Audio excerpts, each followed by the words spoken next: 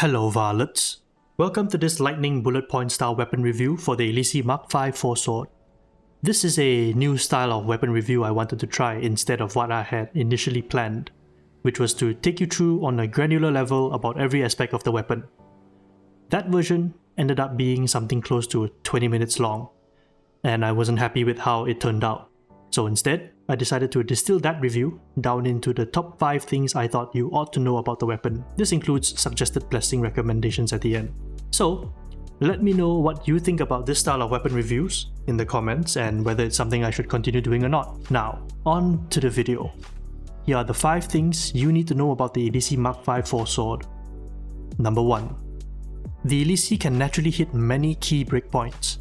Most notably, it has the potential to kill scab and drake shooters with its light attacks in 2 hits, and can one-shot poxwalkers and scab shooters with its heavy attack on damnation. For a hot clear weapon that the Illisi is, not reaching these breakpoints generally isn't the biggest deal, especially when we start factoring in things like perks and blessings later on, but being able to 2-shot scab shooters with your light attacks certainly makes things a lot more smoother in your moment-to-moment gameplay. So, if you're the min-maxing best in slot or bust kind of player, then you should keep an eye out for swords that can roll a natural 300 damage in its heavy attack. By the way, for the benefit of viewers who don't get buildcrafting lingo, a breakpoint is a damage number a weapon needs to reach to achieve a new, faster time to kill. So, if a weapon goes from needing 3 hits down to 2 hits to kill something, it has achieved a new breakpoint. And as mentioned, you can achieve new breakpoints through perks, blessings and feats, which we will go over in a moment. Number 2. The Illisi has the same weak spot and crit damage multipliers. This is a pretty big deal when it comes to why this weapon feels so good to use. The fact that these 2 damage profiles are the same basically means you can hit an enemy in the chest, and if it crits, it counts as you hitting them in the head. This makes the weapon perform very consistently since even body shots can be forgiven if they crit. This also means building into crit chance basically increases your odds of hitting them in the head and further enhances the weapon's consistency. Number 3.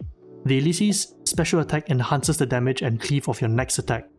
Unlike the other 2 4 swords, the Illisi's special is more like the Vet's power sword, except it only lasts for 1 hit. The upside is that it's spammable and doesn't stun your movement while activating it.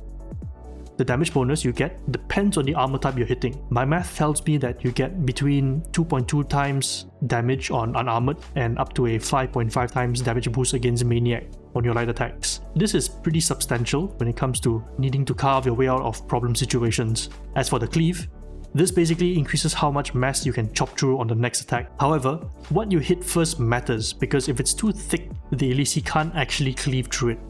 Let me show you. So for this test here, we're going to try cleaving through this gunner, from this gunner into the crusher there, to see how mass plays a role in cleave. Maybe that's a bit too close. Move. There we go. So, with a heavy attack, I cannot pierce through the crusher. But with the special attack, I can cleave through the crusher. Now, what I hit first matters because if I swap sides, and I now try to cleave through with the heavy, I cannot cleave through the crusher because the crusher is too thick and has too much mass for even an empowered Illisi to cut through. So keep that in mind when you're fighting in a horde with armored units around. Moving on, number 4. The Illisi has a couple of useful combos. The first is the heavy 1 and light 2 chain. This combo is a purely horizontal attack chain that is perfect for lopping heads off with ease. Unlike spamming the light attack for horde clear, this combo with damage blessings makes it feel like you're using a power sword that is always active on the second hit. The second combo is the warp strike spam. Taking advantage of the fact that you can spam the special attack, you can weave this into your light attacks to have an immediate answer against armored enemies that are in mixed hordes. Just make sure not to blow yourself up doing this. Number 5. The Illisi is a versatile weapon to bless and enhance. 4 swords in general have a bunch of very good blessings. I'm going to put up the blessing table here so you can see it as well. So much so that you can very easily build them into what you need them to accomplish. So for this review, I have 3 suggestions here for you to consider.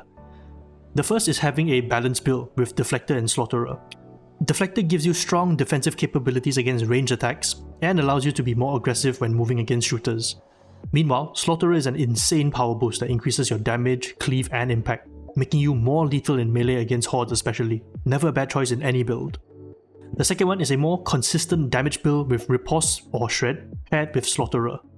Remember, increasing crit chance with the Illisi basically increases the consistency of how lethal you are, since even body shot crits basically count as weak spot hits. Riposte is actually really good with 4 swords, and I think it's quite underrated. This is because of 2 things. Number 1, 4 swords have an unlimited number of dodges. You can dodge forever with them.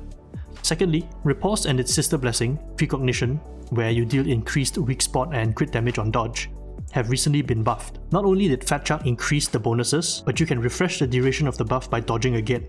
And since you can dodge forever with a 4 sword, you can have these buffs active whenever you need them to be. So, if your playstyle with the Illisi involves weaving in a lot of dodging like I do, then this is a pretty good workhorse build. Plus, unlike Bloodthirsty, this crit chance blessings can activate against monsters and bosses too. Our final build is a utility build that centers around Exorcist and is paired with either Executor or Slaughterer or even Deflector again. The heavy chain I talked about earlier makes it incredibly easy to consistently hit weak spots. So you can turn your Illisi into a Quelling Blade with Exorcist, using it when you're at high peril, whether from casting or from taking shots with Deflector. Exorcist allows you to quell faster while in combat, which, when paired with Quietude, basically acts as a form of toughness lifesteal, converting your peril into toughness through repeated weak spot strikes. Don't forget, you can rapidly build up your peril before going into combat for Exorcist to convert into a toughness regeneration while you're in combat. So, given these suggestions above, I would pick either Shred or Riposte to be an anchor blessing for your more combat style swords, and have Deflector as an anchor blessing for your more utility and defensive builds. As for perks, if your Illisi doesn't meet the 300 damage breakpoint we talked about earlier, you can always use something like plus melee weak spot damage to get you there. A plus 10% melee weak spot damage makes any Illisi with a heavy of at least 280 and above reach that breakpoint. Otherwise, building into plus damage against flag and unarmored is never a bad choice and can help push breakpoints further, like one-shotting Scab Stalkers. Speaking of reaching breakpoints, don't forget that Warp Unleash is a free 10% damage that can help push your weapon's breakpoints up, so keep that in mind. So, there you have it, a lightning review of the 5 things you need to know about the Illisi 4 sword to help you decide if this weapon is worth building or not. And in my opinion, it most certainly is. For my own personal usage in Damnation, I think the Illisi is the Psyker's most versatile and flexible melee weapon that can carry its own weight in most situations.